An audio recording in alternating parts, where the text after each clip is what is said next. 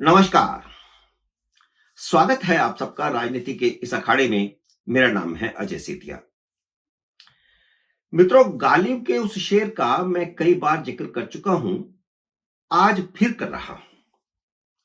बहुत शोर सुनते थे पहलू में दिल का, जो चीरा तो कतराए खून ना निकला। बहुत शोर था इलेक्टोरल बॉन्ड का, लेकिन जब ढक्कन खुला तो कुछ नहीं निकला। खोदा पहाड़, निकली चूहिया, वह भी मरी हुई। राहुल गांधी ने प्रशांत भूषण और अपनी पार्टी की नेता जया ठाकुर से यह सोचकर सुप्रीम कोर्ट में याचिका दिलाई थी कि इलेक्टोरल बॉन्ड का बंद ढक्कन खुल गया तो चुनाव में उनका अडानी कार्ड चल निकलेगा। राहुल गांधी को पूरी उम्मीद थी कि अडानी ने ही भारतीय जनता पार्टी को सबसे ज्यादा चंदा दिया होगा। उधर सुप्रीम कोर्ट में याचिका दाखिल करवाई गई और इधर पूरा ढिंढोरा पीट दिया गया। प्रशांत भूषण और योगेंद्र यादव जैसे मोदी विरोधी गैंग ने आसमान सिर पर उठा लिया। सुप्रीम कोर्ट में भी जाते हैं और बाहर मीडिया में हल्ला भी मचाते हैं। रवीश कुमार और उन्हीं की जहनियत वाले यूट्यूबर उस दिन वास्तव में घुंघरू बांधकर नाचे थे, जिस दिन सुप्रीम कोर्ट ने इलेक्टोरल बॉन्ड की चंदा प्रणाली को पारदर्शिता के खिलाफ मानते हुए असंवैधानिक ठहरा दिया था। उन्हें लगा कि अब अडानी और मोदी दोनों नंगे हो जाएंगे, इसलिए वे सच में घुंघरू बांधकर नाचे। कितना शोर मचाया अपने यूट्यूब पर। राहुल गांधी का यह आरोप सही साबित हो जाएगा, उन्हें लगता था, क्योंकि अब बॉन्ड क्लियर होंगे तो, और राहुल गांधी का आरोप सही साबित हो गया तो यह भी साबित हो जाएगा कि मोदी अडानी की जेब भर रहे हैं और अडानी भारतीय जनता पार्टी की जेब भर रहे हैं। लेकिन 14 मार्च को जब इलेक्टोरल बॉन्ड की बंद मुट्ठी खुल गई तो सबके मुंह लटक गए। जो घुंघरू बांधकर नाचे थे वे मुंह लटका कर बैठे हैं, क्योंकि अडानी ने तो एक भी इलेक्टोरल बॉन्ड खरीदा ही नहीं था।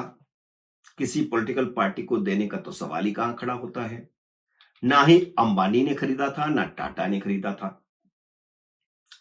अब नया मुद्दा यह बनाया जा रहा है कि कांग्रेस को तो सिर्फ 1400 करोड़ रुपए मिले, लेकिन भारतीय जनता पार्टी को 6600 करोड़ रुपए मिल गया। तो इसमें गलत क्या है?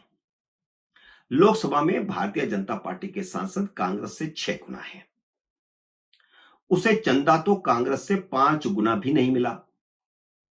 राहुल गांधी आजकल यह नारा लगाते भी तो घूम रहे हैं कि जिसकी जितनी संख्या भारी उसकी उतनी हिस्सेदारी। तो जनता ने जिसको जितनी औकात में रखा, चंदा देने वाली कंपनियों ने भी उन्हें उतनी ही औकात में रखा है, और यही नियम है। अब अगर लोकसभा की संख्या के हिसाब से देखें तो कांग्रेस को उसकी औकात से ज्यादा चंदा मिला है। अब यह सवाल कोई नहीं उठाएगा कि तृणमूल कांग्रेस को और भारत राष्ट्र समिति को कांग्रेस से ज्यादा या कांग्रेस के लगभग बराबर चंदा क्यों मिला। वो तो क्षेत्रीय पार्टी हैं दोनों। कांग्रेस को 1400 करोड़ रुपए मिला है, लेकिन तृणमूल कांग्रेस को तो उससे भी 200 करोड़ रुपए ज्यादा 1600 करोड़ रुपए मिला है।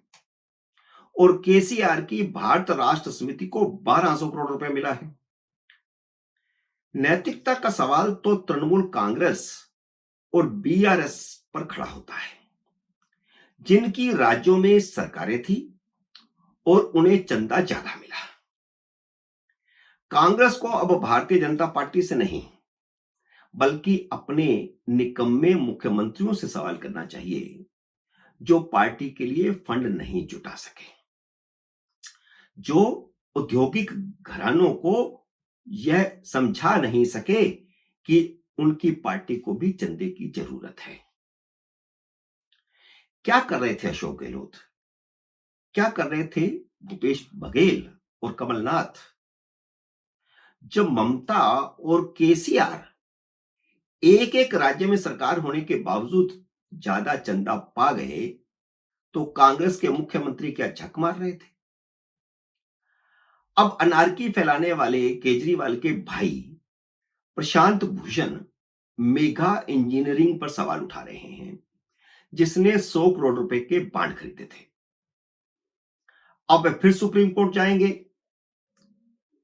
कि ये बांड उन्होंने किसको दिए, ये पूछने के लिए। हालांकि ये भी जारी होने वाला है, जल्द ही एसबीआई इसकी डिटेल भी चुनाव आयोग को दे देगी और चुनाव आयोग उसको भी अपनी वेबसाइट पर लोड कर देगा। लेकिन हैरानी ये है कि कांग्रेस हल्ला मचा रही है कि इनकम टैक्स विभाग ने उसका खाता सील कर दिया। लेकिन खाता सील क्यों कर दिया वह नहीं बता रहे। इनकम टैक्स नहीं दिया, और इनकम टैक्स नहीं दिया तो जुर्माना लगा, वो जुर्माना भी नहीं दिया तो इनकम टैक्स क्या करेगा? क्या खाता सील नहीं करेगा? खाता सील किया तो अब मल्लिकार्जुन खड़गे कह रहे हैं कि हमारा खाता सील कर दिया। एडीआर की मूल याचिका के वकील भी प्रशांत भूषण ही थे, जो अदालत की अवमानना पर ₹1 का जुर्माना भरकर छूटे थे। राहुल गांधी की किस्मत ही खराब है। पिछले चुनाव में राफेल और अनिल अंबानी को लेकर के घूम रहे थे और मोदी को चोर कह रहे थे।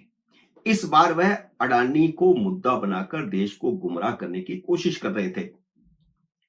बात तो वह नफरत के बाजार में मोहब्बत की दुकान की करते हैं, लेकिन दोस्त बनाने के बजाय दुश्मन ज्यादा बना रहे हैं। किसी ने सोशल मीडिया पर बहुत ही बढ़िया लिखा है कि राहु, केतु और शनि ने राहुल गांधी को फ्रेंडशिप की रिक्वेस्ट भेजी है। यही हो रहा है। इसमें कोई शक नहीं है कि राहुल गांधी ने जे आर ठाकुर से यह सोचकर याचिका दाखिल कराई थी कि अडानी ने ही मोदी को सबसे ज्यादा इलेक्टोरल बॉन्ड खरीद कर दिए होंगे। जब अडानी के खिलाफ अंतरराष्ट्रीय साजिश रची गई थी, तब इसी जे आर ठाकुर ने एसबीआई और एलआईसी पर आरोप लगाया था कि उन्होंने अडानी के शेयर ज्यादा कीमत पर खरीदे। वह उस मामले में भी सुप्रीम कोर्ट में गई थी और अडानी के खिलाफ मुकदमा दायर करवाने की मांग की थी। मैं अडानी का पैरवीकार नहीं हूं, न मैं पैरवी कर रहा हूं, लेकिन यह अब साबित हो चुका है कि राहुल गांधी ने जॉर्ज सोरोस से मिलकर अडानी और अडानी के बहाने मोदी और इन दोनों के बहाने देश की छवि खराब करने की साजिश रची थी। 14 मार्च को जब बॉन्ड की डिटेल जारी हो गई, तो अडानी ने भी अंतरराष्ट्रीय साजिश की ओर इशारा किया था। राहुल गांधी ने इसी अपनी प्रिय जे आर ठाकुर से चुनाव आयुक्तों की नियुक्ति के कानून को भी चैलेंज करवाया हुआ है। लेकिन मोदी ने कांग्रेस की आपत्ति के बावजूद 2 चुनाव आयुक्तों को सिलेक्शन कर दिया है। इसी जे आर ठाकुर ने ईडी के निदेशक संजय कुमार मिश्रा को दिए गए तीसरे एक्सटेंशन को भी चुनौती दी थी, क्योंकि वह भ्रष्टाचारी नेताओं के यहां छापे मारकर लोगों को धन के अंबार के फोटो दिखा रहे थे। तो कुल मिलाकर यह कि चोबे चले थे छब्बे बनने, दुब्बे बनकर लौट आए। चुनावों से पहले ही राहुल गांधी के सारे दांव विफल हो गए हैं। बार बार सुप्रीम कोर्ट का इस्तेमाल करना भी उन्हें महंगा पड़ा है। अब यह कहने में कोई संकोच नहीं है कि इन दांव पेचों से कांग्रेस की सीटें बढ़ेगी नहीं, अलबत्ता घट सकती हैं, क्योंकि उनके प्रयासों से मोदी और मजबूत हो रहे हैं। मित्रों, उम्मीद है मेरा ये वीडियो आपको पसंद आया होगा। इसे लाइक और शेयर कीजिए। अगर आपने मेरे YouTube चैनल को अब तक सब्सक्राइब नहीं किया तो कृपया सब्सक्राइब करके अपना आशीर्वाद दीजिए। जल्द ही मिलते हैं अगले वीडियो में किसी अन्य विषय के साथ। तब तक नमस्कार।